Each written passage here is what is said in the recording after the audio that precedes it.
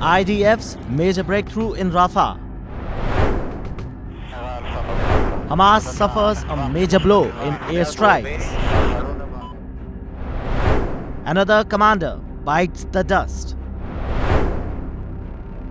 The Israeli forces struck more than 70 targets across the Gaza Strip in the past day, the military says, as ground forces operate in Rafah, Jabaliya and the Netzarim corridor.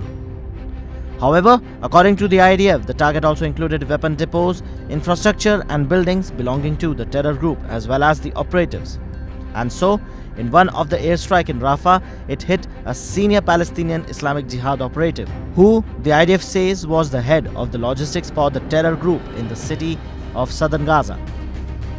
As part of his role, he was responsible for preparing the enemy for the IDF maneuver in Rafah, the military stated. However, no visual regarding the attack or the name of the deceased Hamas terrorist has been declared. In eastern Rafah, the military says the troop of the Givati brigade spotted and killed an RPG-wielding operative in a building near them. Givati troops raided several sites in area locating weapons, the IDF added. Also, the Ego Commander unit located a rocket launcher at a building used by the terror group, the IDF confirmed. Meanwhile, in Jabaliya, the 7th Armored Brigade found a primed rocket launcher and killed several more gunmen in battle. The 460th Armored Brigade discovered several tunnel shafts and killed an RPG-wielding operative. And the Paratroopers Brigade killed several gunmen during multiple engagement in Jabaliya in the northern part of the strip, according to the IDF. This all development comes as a major breakthrough for Israel, which started storming into Rafah last week.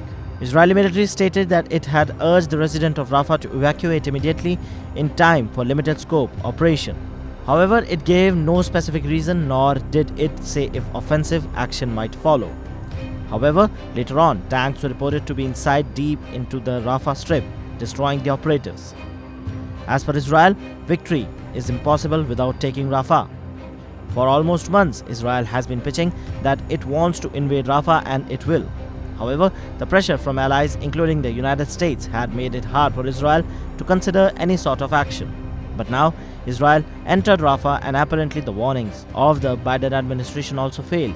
The prospect of a high-casualty operation worries Western power and neighboring Egypt, which is trying to mediate a new round of truce talk between Israel and Hamas, under which the Palestinian Islamist group might free some hostages. However, now to make the situation worse for the hostage deal, Israel has confirmed killing off a top commander of the Islamic Jihad group, which can surely exacerbate the tensions between the two adversaries.